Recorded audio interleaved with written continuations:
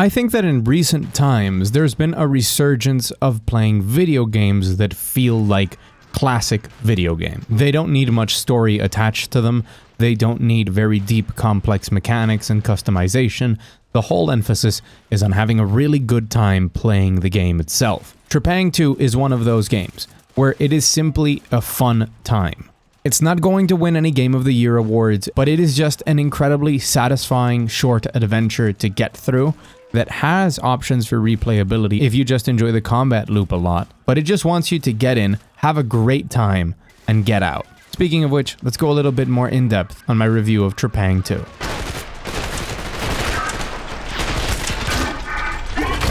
Trepang2 has been floating around as a demo, and it's been presented at different showcases and events for about 4 years now.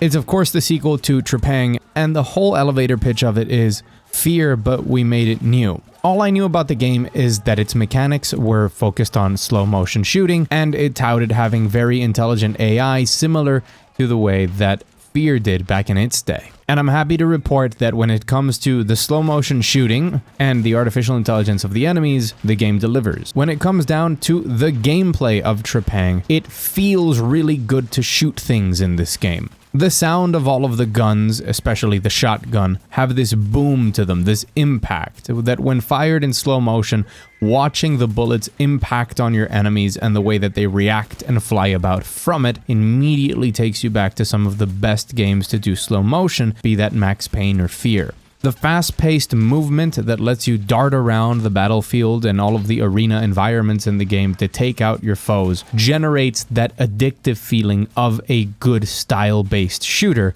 where you just want to create the best-looking montage clips, and that's because playing the game itself feels so good. I really don't have any complaints besides the fact that maybe it's just a shooter game where the enemies are very basic, there's not a lot of variation in them, but its mechanics are so good that it carries the 6-hour or so campaign perfectly. You are going to have a good time playing this game if the footage that you're watching seems interesting to you. But the game tries to do a lot more than that, so let's cover some of it. It does technically have a story, which could be classified as SCP fanfiction. The story is actually so predictable that the twist can be seen coming from a mile away. It couldn't be more predictable if it walked up to you and hit you over the head with a stick with the word twist written on it. We can't risk this facility falling into enemy hands. In the event it's overrun by hostiles, you'll have to activate the self-destruct sequence. This is not foreshadowing at all. Now you know. This is just normal shadowing. You know what is going to happen. You know what the characters are. You know who the good and the bad guys are. Probably 2 hours into the game, if you take a while to figure it out. And if you don't, some of the intel that you can pick up and read will spell it out for you almost as explicitly as they can without telling you, this is the bad guy. But I did find the story to be entertaining, if inconsequential. The SCP-style lore that they create of the different beasties and creatures that are around in this world was really cool. It was an interesting thing to actually experience and to see them, and I was excited to see what the next design would be in each of these creatures, because make no mistake, the f.e.a.r comparisons don't end with the shooting. This does have some light horror elements, and we'll get into some of the better ones and the worst ones in a little bit. So the story isn't really anything to write home about, but it is entertaining enough. The voice acting generally, except maybe 1 or 2 lines here or there, was very good. It fit the bill of a cheesy action movie, probably as it should, or what I expect that they were going for. Keep in mind that this is all coming from somebody who genuinely enjoys the Fast and Furious saga for the dumb fun that it is, so don't expect anything over that caliber, but it is more than serviceable enough. The big surprise that I had was that starting out the game, I thought it was going to be something more akin to the original f.e.a.r, and that I would be stuck in that initial area or something similar to it for the majority of the game, and that is not the case at all. Trepang is actually a globe-trotting adventure to the point where you have a main base where you can select your next mission, and you have various different side missions that are mostly just arenas for combat all over the world. So there is quite a lot of visual variety and interesting locations to visit. Just as soon as you enter the second level, you can see that you go from factory/office hallways into some beautiful atriums of very modern buildings, and then it takes you down into underground laboratories, and there's more variety throughout the game as well. And that was a nice surprise because I really didn't want to just go down corridors again like it's 2006. Now, the game also features collectibles as you explore these levels. You get intel pieces, you can get weapon upgrade parts, well, technically customization parts. You can pick up little doodles and daddles as you walk through the levels, incentivizing you to explore them, but not very much. There is not much to explore. You will be more or less thrown into the next arena consistently, and the game lives and dies based on the quality of those arenas. I think they are generally good, not excellent, but they work well enough. Some of them feel a little bit uninspired and others feel a little bit better, but that's to be expected. But I didn't really end up disliking any of the arenas. I did end up disliking some of the combat design encounters. Some of the more gimmicky places felt like they were just made to make you suffer, but when it comes to the design themselves, I really didn't feel offended at anything. So yeah, you can customize your weapons. You have, I think, 6 or 7 different weapons in the game. You don't need more. This isn't that type of game.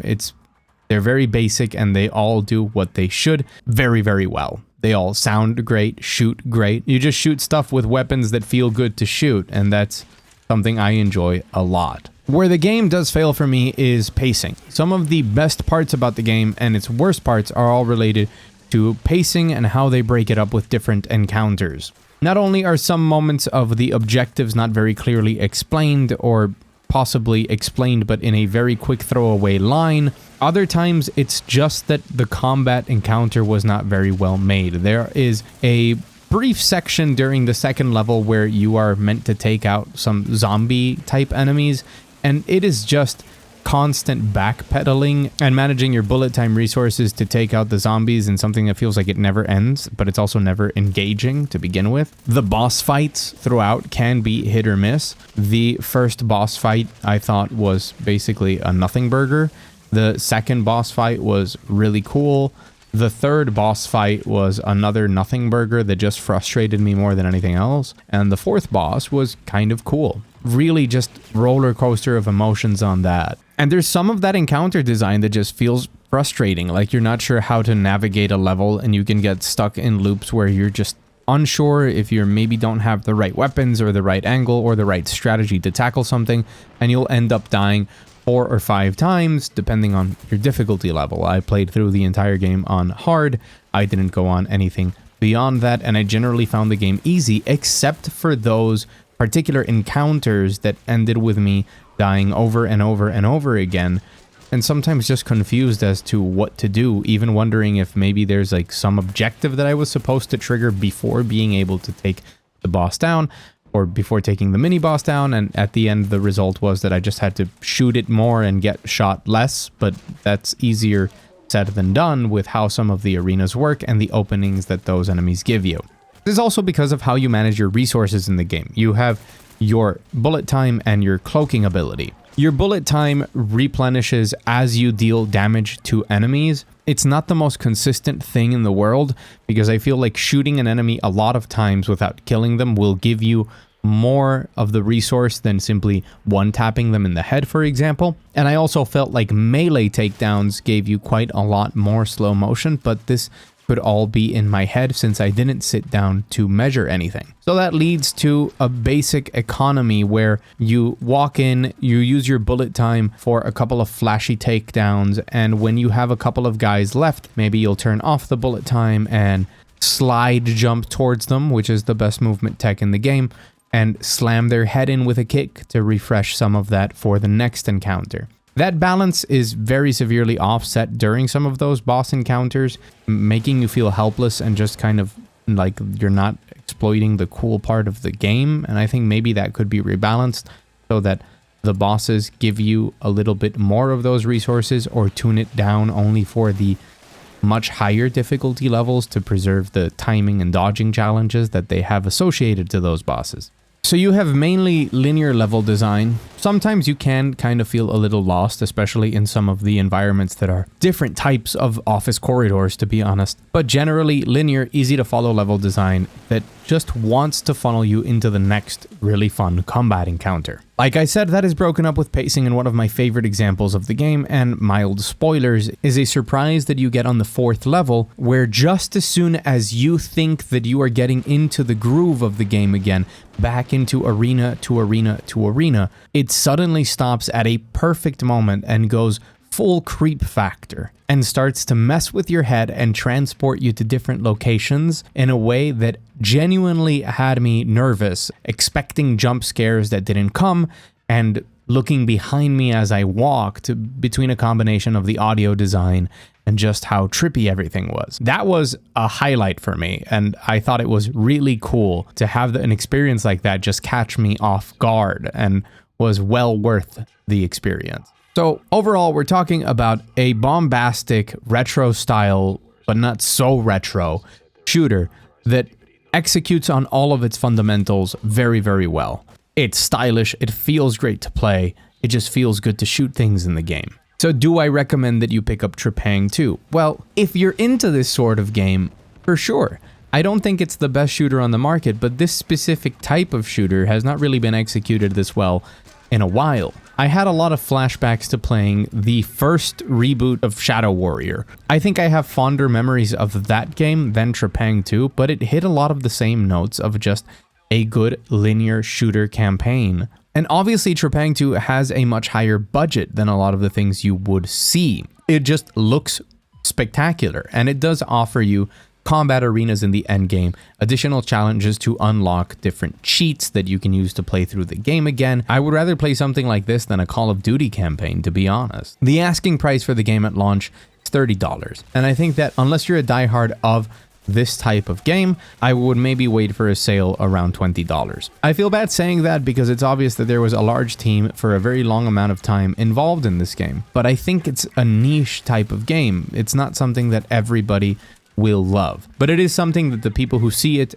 and think, oh man, that looks fun, are going to have a blast playing through it. The game isn't without faults though. It does have its strange bugs. It does have enemies that instead of just staying dead or despawning, suddenly stand up and stand in strange poses. It had a lot of audio bugs, and the audio mixing in general I feel is either way too exaggerated for the effect that they're looking for, or just badly done, one of the two. I couldn't really make up my mind on that. I had to play the game with the volume quite lowered, and I still felt like a lot of the sounds were extremely compressed and overly loud. And directional audio worked more or less well, especially when it was necessary. I felt like it was fairly good, so things like bosses had very good directional audio, but other times I felt confused and looking around a lot to see where enemies were shooting from, if they were out of range of the little radar that you get. And then there's some physics issues, not really the physics of like when you kill people, but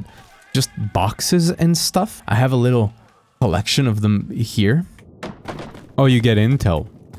Look at that. Oh god, the physics going mental, bro.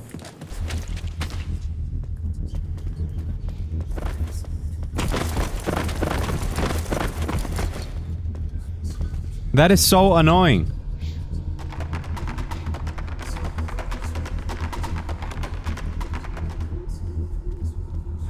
That was hilarious. So that might seem like a dumb thing, but those are very loud, obnoxious noises, and they often triggered for me during the tense, scary moments of the game when there's a build-up, there's no combat, you're just walking around, and suddenly you get those noises, and it really took me out of that experience. And I think that should be fixed. I don't think it will be very difficult to fix, but I might as well make a note of it here. So overall, good game. It's good and it's fun.